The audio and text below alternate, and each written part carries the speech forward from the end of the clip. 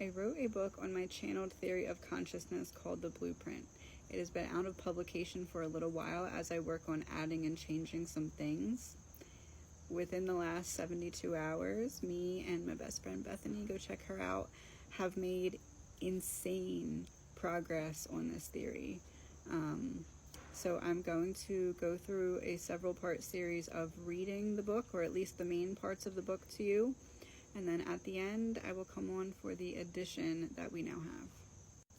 This is my breakdown of a channeled theory of life as we know it, my theory of consciousness, and how we all must go through certain gates of experience so that we can collect the scenes needed for our movie in the library of souls. In this theory, the voice in your head is future you, the highest evolved version of yourself, retelling your story to the crowd of everyone else in the movie of your life, in which you are the main character, just like everyone else is the main character in their own movie. What your future self is saying is being broadcasted to your current self through the channels of your mind and intuition, aka inner tuition, or the price you pay for learning and wisdom. If you are focused inward, aka tuned into that frequency and hence onto your own spiritual path, then these messages will be heard and will make sense. If you are focused outwardly on material or worldly matters, then you wouldn't have been paying attention consistently enough to be able to make sense of what you are being told or being guided to do. And as I said that, my son was splashing in the pool, so it was probably a little bit harder to hear me. And in essence, that's what it would be. It would be harder to hear and interpret those intuitive messages. You can imagine that future you is like a stand-up comedian. Future you is coming up with a script in real time as the movie rolls on. There is no such thing as time except in the physical dimension. So for your future self, time is not an issue, and being overworked is also not an issue, because there's only the present moment and it is eternal. Time on earth is just a means of measurement, representing all the scenes of our movie and how long they will take to accomplish as a whole. You may have heard of someone mention a timeline shift before. A timeline shift is, in essence, when eventually your current consciousness will catch up with the future version of you, the one that's telling your story. This is what is meant by the other side of the veil or the curtain.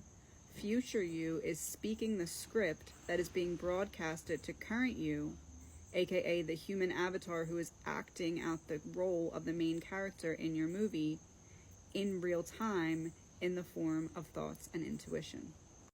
So we have you in the future, basically on this stage being a stand-up comedian, and whatever you say into the mic is what you're being led to kind of produce in the 3D based off of your thoughts and intuition. So it's not really all comedy, it's someone who's up there basically telling the story of your life, but in the energy of healing. So not the energy of grief if you're going through pain. It's more the energy of like, look at all I've made it through. I made it through the maze. I made it through what kind of here is like a labyrinth, making your way from one end to the other of the labyrinth, needing to do what needs to be done to get through the gates.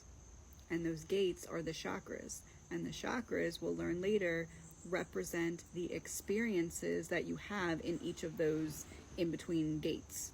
So you approach the crown chakra, you have these experiences to learn the wisdom and then be tested, and then you move through, and then you reach the next, and it's like that. In my theory, you are basically a video game character that is acting out your part in the movie, current you, as well as being the director in the sense that you are choosing who stays in your movie. Now, this is important. You are choosing who stays in your movie and how big of a role that they play through the use of energy as a form of currency. Through the use of energy as a form of currency. When you pay attention to something, you buy that experience.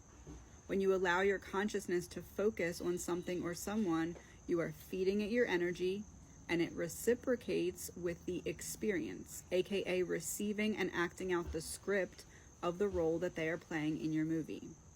All of this runs on energy, which is the true currency of the spirit world. Now, what does that mean exactly? Let's say you have a relationship that's falling apart, okay? And you know it's time to walk away, but you keep feeding your energy to this person. That person's going to continue to stay in your movie because you're paying attention to, you're feeding your energy to that person. When it's time to walk away, you simply stop paying them. You don't pay them any mind. You don't give them any of your energy. And you are, as the director of your life, hence cutting that person from your movie. Your character is no longer needed. You've been cut. Bang for confirmation. Thank you. The actors in your movie are paid to stay in your movie based on the amount of energy you expend to them to play their certain role or part. Since eventually one day the concept of time will no longer be a factor, the ultimate goal of this is to have a library of souls, in which you will be able to see everyone's full journey to understand and understand what they have gone through and what has made them into the person they are. Ironically enough, you can think of it as the ultimate social media app or the ultimate social experiment. One that is filling in the pieces of the puzzle needed for this social media library of souls experience as a whole. So we go through this blueprint. Each of us have our own blueprint. Same gates, different actors, different experiences, but same blueprint. So we all go through this blueprint so that one day, once we're all in our higher dimensional realm, we can kind of just maybe sit at a computer or maybe just touch someone's hand and download the experience of, this is who I am. This is my movie. This is how I escaped the labyrinth of the mind and was able to ascend. Imagine being able to take a peek into someone's entire life and see what happened that made them the way that they are. Hence, being able to build that bridge of understanding and compassion with them.